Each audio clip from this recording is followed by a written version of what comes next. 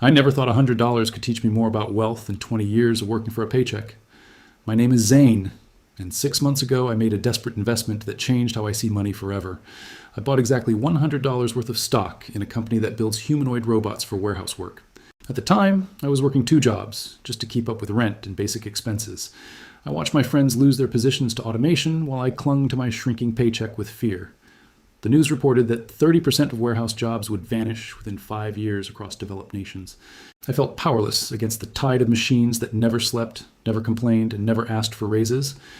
Then I realized something that Wall Street has known for decades but never tells ordinary workers. If you cannot beat the machine, you must own a piece of the machine instead.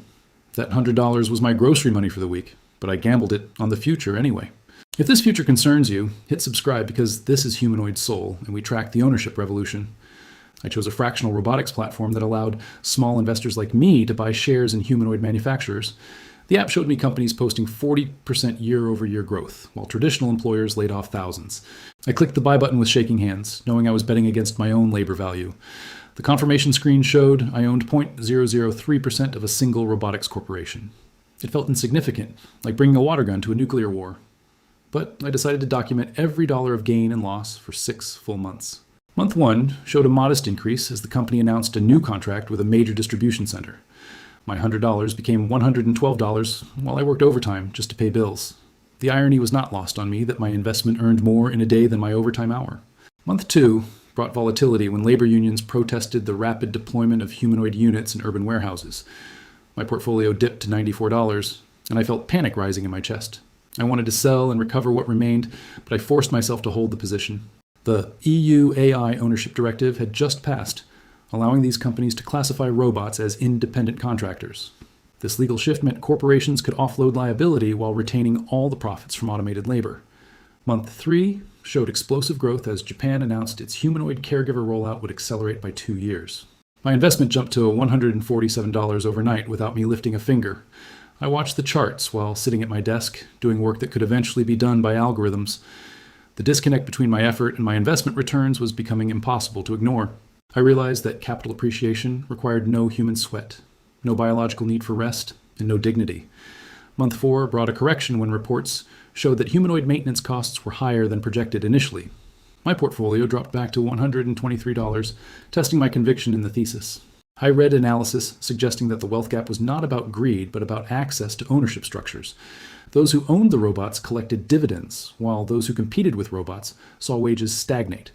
Dubai's humanoid infrastructure plan was announced, mandating that all new public works utilize autonomous robotic contractors.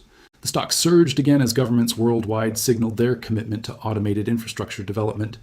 Month 5 showed my $100 had become $189 through pure capital appreciation. I calculated that my investment had earned nearly $90 while I worked 80-hour weeks for fixed wages. The math was brutal and undeniable. Ownership scaled, but labor only traded time for money linearly. I thought about the workers in the warehouses where these robots were deployed, losing jobs to efficiency. I was profiting from their displacement, and that moral discomfort kept me awake at night. But the alternative was losing everything to inflation while pretending that hard work alone guaranteed security. Month 6 arrived, and my portfolio statement showed a value of $234. I had more than doubled my money while my salary had remained stagnant for the 3rd consecutive year. The realization hit me with the force of a physical blow. Income no longer comes from hours worked. Income comes from what you own, and I had finally begun to own a piece of the future. I understood that the traditional social contract of education leading to employment, leading to security was broken. The new contract was simple: own capital or become irrelevant to the economic system entirely. My $234 was not life-changing money, but the lesson it taught was invaluable. I had stopped being just a worker and had begun to think like an owner of capital. The companies building these systems were creating trillion-dollar valuations by replacing human labor with owned assets. NVIDIA and similar firms went from billions to trillions because they sold the picks and shovels of automation. I realized that saving money in traditional accounts was actually betting against the technological future inevitably arriving. By hoarding cash, I was guaranteeing that inflation would eat my purchasing power while asset owners prospered. The wealth transfer happening right now is the largest in human history, moving from labor to capital holders. You have 2 choices in this new economy: be replaced by the machine or own a fraction of it. There's no third option, where human labor remains the primary source of income for the majority. Who do you think will own the future, the workers or the investors who own